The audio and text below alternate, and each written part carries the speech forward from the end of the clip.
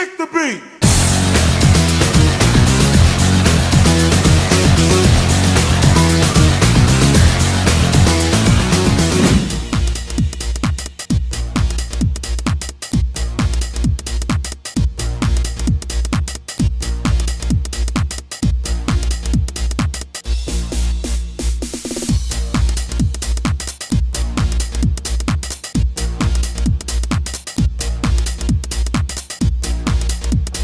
Hello there, ladies and gentlemen. Shaun McInnis here alongside Guy Cocker from GameSpot UK, and we are here in Cologne, Germany for GDC Europe 2010, which is sort of the prologue to Gamescom, the big public show that's going to happen later this week. This is, Guy, it's sort of a more industry-focused event, a little bit more low-key, a little bit more laid-back, right? Yeah, it's mainly for developers to learn from each other's experience and for journalists to kind of weed our way inside and try and get a good few quotes. So let's talk about the panels that we've seen so far. Any highlights for you?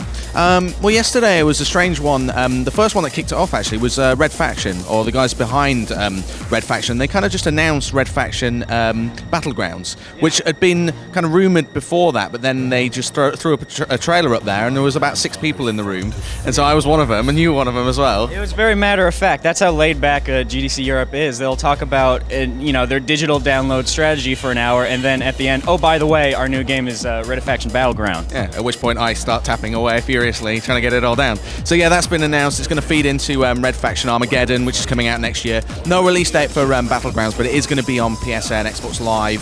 It's kind of a top-down action game. You can use mechs, you can use other vehicles to fight it out. 4 players on 1 console, and yeah, you're gonna be able to unlock achievements in Armageddon by playing this one. So some quite cool stuff in there.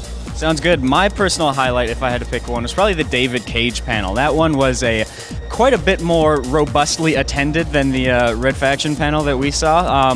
It's basically David Cage echoing a lot of the points that he made in his panel at GDC Europe 2009, where he sort of pleaded to game developers to take more risks in their design process, make new, innovative games, and he talked about Heavy Rain. It was sort of a post-mortem. He talked about the development of the game and how it's been received thus far.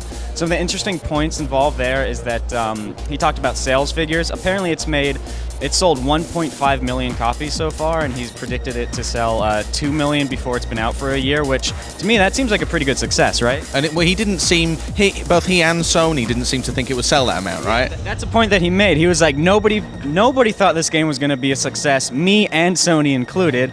And he talked about when he was doing press tours and things for Heavy Rain, he kind of like built himself up as a brand in himself, so that when it came time to work on their next game, he would have the sort of creative freedom as like a well-known personality to do something new instead of creating Heavy Rain 2, which is what a conservative publisher would want. So you think he's going to do another new title? He's not going to do Heavy Rain 2. He's going to do something else new.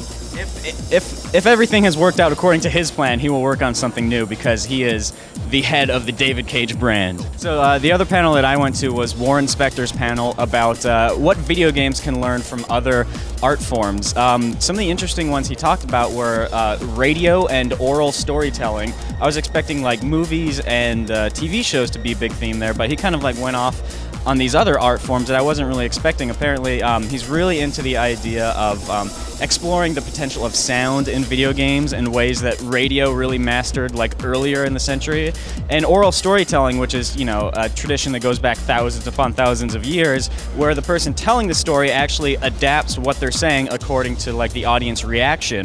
So he wants to see more of that in video games, where like the player has more of an effect on how the story unfolds. What I want to know is, did he show any Epic Mickey, or was that off? He actually did. He showed the opening cinematic of Epic Mickey during that panel, and it starts off looking kind of grim, actually.